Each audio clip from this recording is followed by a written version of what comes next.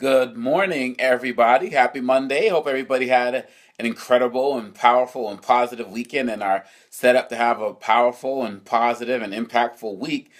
I wanted to talk about the Super Bowl. I chose not to watch the Super Bowl this year because of reasons I'll explain a little bit later, but I am, just in case for those who didn't know, I am from Boston, born and raised. And I was in Boston when the Patriots won the first Super Bowl.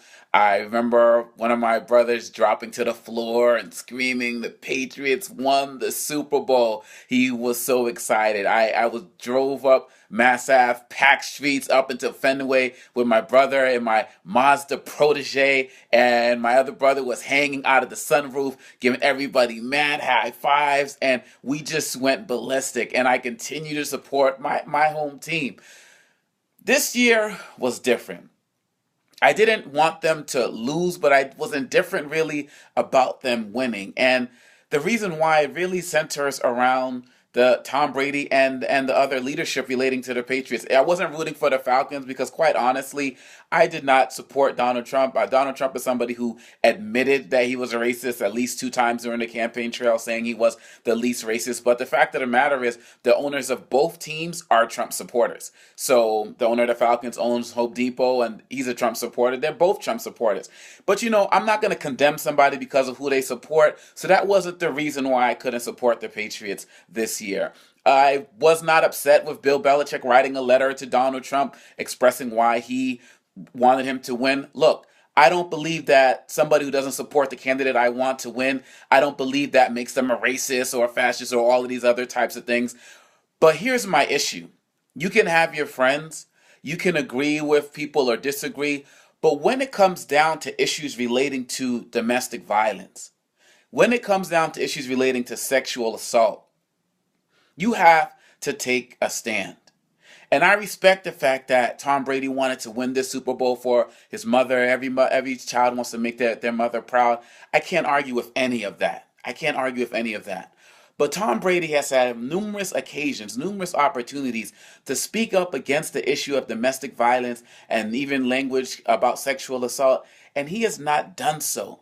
And I just can't accept that. When they won their first Super Bowl, hey, I didn't have daughters, so maybe that's been a change. And I just feel like, look, let's just go down the list of things. When Ray Rice knocked the everything out of his fiance at the time, when they asked Tom Brady about it, what did he say? That's above my pay grade. Are you serious? When he was asked about Donald Trump's grab him in the you know what comments, he left the press conference. You can't sit here and say, okay, that's my friend. I do support him. He supported me, but I draw the line at comments being made about sexual assault. Come on, Tom, you got to be better than that. Furthermore, he has no problems being best buddies with Floyd Mayweather, who has a history of domestic violence. And he's sitting there, Tom Brady sits there front row at his fights.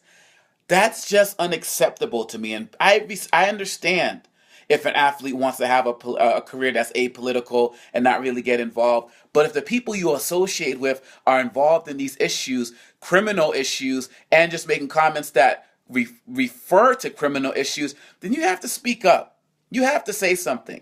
And I look at somebody like a LeBron James, for example. He said about Donald Trump's comments, look, that was just disrespectful and that was just wrong. And I do believe that if President Obama made those comments, LeBron James would still say he respects President Obama, he supported him, but he does not agree with those comments. I don't understand why Tom Brady is so afraid to take a stand on these issues, and that really bothered me. It bothered me then, and it bothers me now, because really at the end of the day, people can talk about, well, football is not supposed to be political. Sports is not supposed to be political. But let's be real about that. The fact of the matter is, sports, everything about sports is political. If sports wasn't political, why in the world would we have a need for a Negro League? Why in the world would we have a need for Title IX to give equal funding to women as it relates to sports? Why would we have all of these challenges as it relates to the need for a Jackie Robinson? Everything about sports is political. And I know that, like Stephen A. Smith said, it's the closest thing to a meritocracy that we have,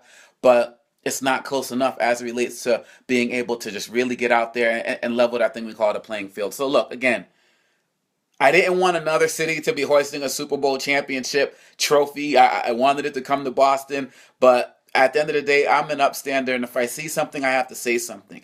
And Tom Brady doesn't have to actively get out there involved in politics, but I believe that when you're confronted with issues that particularly relate to violence against women, you have to speak up and say that that's wrong.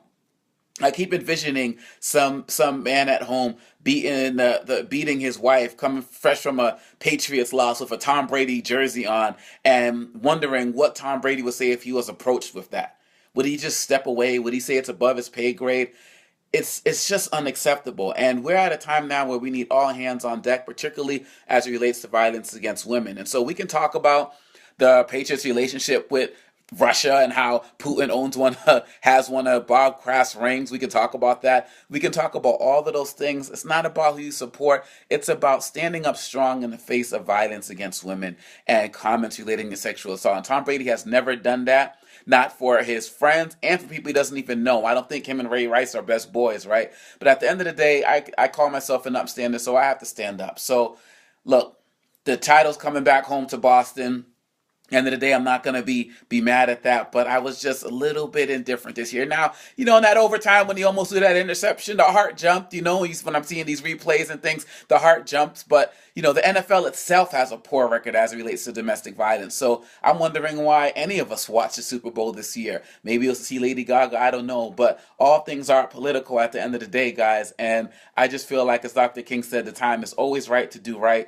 And so that's my story, and I'm sticking to it.